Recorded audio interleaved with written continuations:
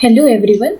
So here today I'll cover chapter 3 of the book The Earth and Our Habitat, and the name of the chapter is Motions of the Earth. So let's begin.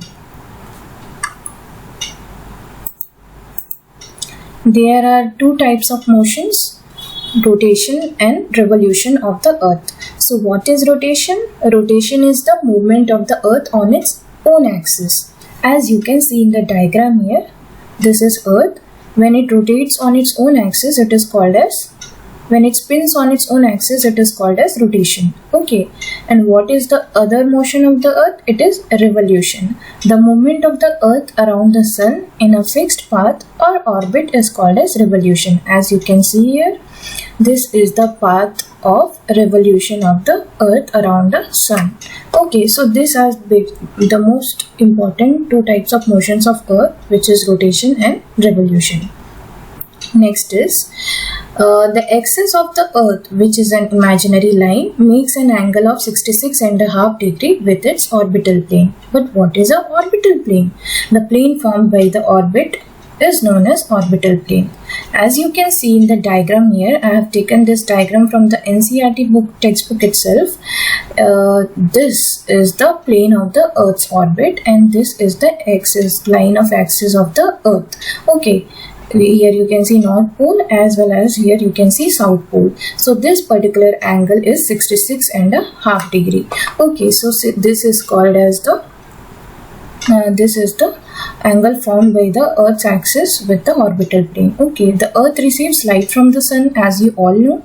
Due to the spherical shape of the Earth, only half of it gets light from the Sun at a time. Okay, as you can see here in the diagram here, only half of it is getting light from the Sun at a time due to its spherical shape. The other half is in a dark area. Okay, similarly, the portion facing the Sun experiences day, while the other half away from the Sun experiences night. Okay, as you can see here, this portion facing the rays of the Sun is experiencing day and the other half is experiencing night. Okay, the circle that divides the day from the night on the globe is called the circle of illumination. This circle does not coincide with the axis. Okay, this particular line, okay, which is dividing the globe into two halves, day and night, is called circle of illumination, and this is not the same line as the line of axis. Okay, and the Earth takes about 24 hours to complete one rotation around its axis, which is the length of a day, as you all know, and the period of rotation is known as the Earth day. This is the daily motion of the Earth. So rotation is one of the daily motions of the Earth. Okay, I hope this is clear up to now. Now next we will go one more concept is there. What would happen if the Earth did not rotate? The portion of Earth facing the Sun, this portion would always experience a day, thus bringing continuous warmth to the region. The other half would remain dark. Okay, and will be freezing cold all the time. So what will happen is life would not have been possible in such extreme conditions. Okay, so what is revolution? The motion of the Earth around the Sun in its orbit is called as revolution, as I showed you earlier also, and it takes 365 1/4 days, that is 1 year, to revolve around the Sun. That also you know. Okay, but why do we consider only 365 days in a year? Unless and until it is a leap year, because this 1/4 part, 6 hours of every year are added to make one day 24 hours over a span of 4 years. 6 into 4, 24. So on the 4th year, this 24 hours is added to make another day, and this leads to a surplus day in the month of February every 4th year, and this is called as the leap year, consisting of 366 days, and the month of February consist of 29 days in a leap year because of that. Okay, and as we saw in the previous chapters also, the Earth is going around the Sun in an elliptical orbit, and throughout its orbit the Earth is inclined in the same direction. Okay, this is all about rotation and revolution. Now we will see, as day and night were occurring due to the rotation of the Earth. Similarly, when the Earth is revolving around the Sun due to revolution, a phenomenon occurs which is changes in seasons. As you can see here, summer, winter, spring and autumn, these 4 seasons are due to the result of revolution of the Earth around the Sun. Okay. So what we usually see here is, as you can see here, 21st of June.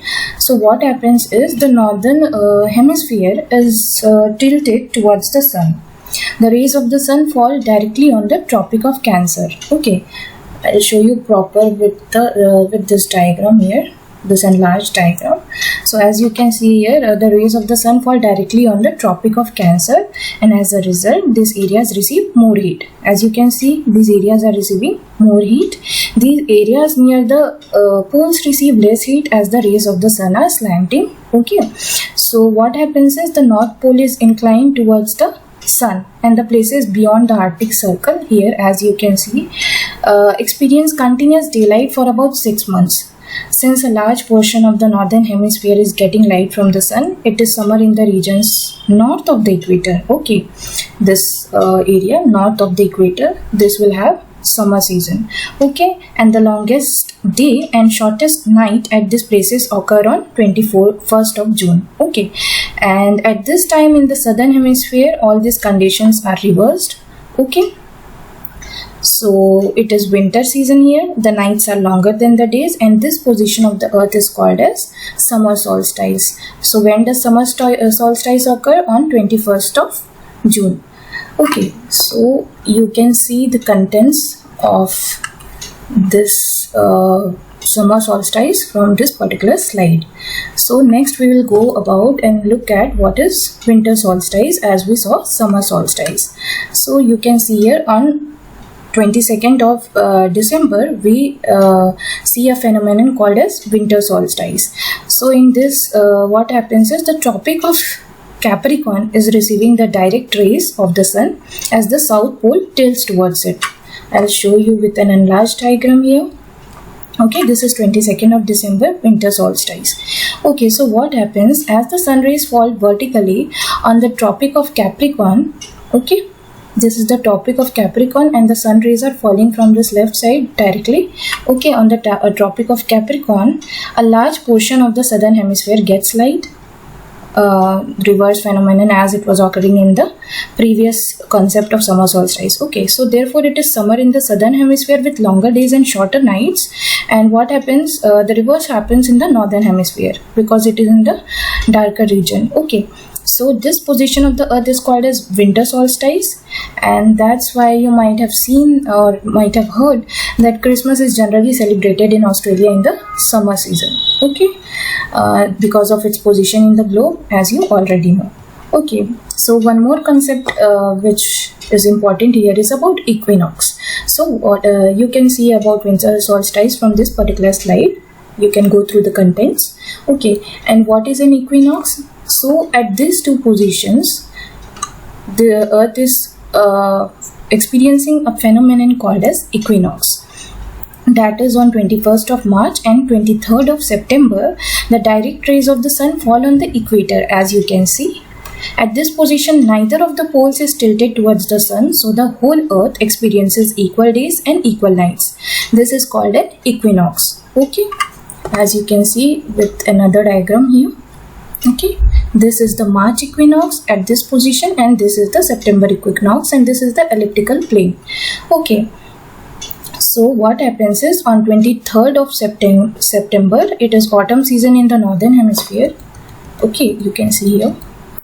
And 23rd of September, it is autumn season in the northern hemisphere and spring season in the southern hemisphere.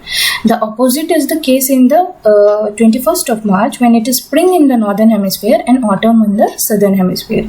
Okay, so this covers the concept of solstice and equinox. So what we saw here is days and nights and changes in seasons are because of the motions in the earth, that is respectively rotation and revolution. Okay, so this covers our chapter 3, which is the motions of the earth. Okay, I hope this concept is clear. If you have any doubts, you can ask it in the comments. Please do like the video. Thanks a lot.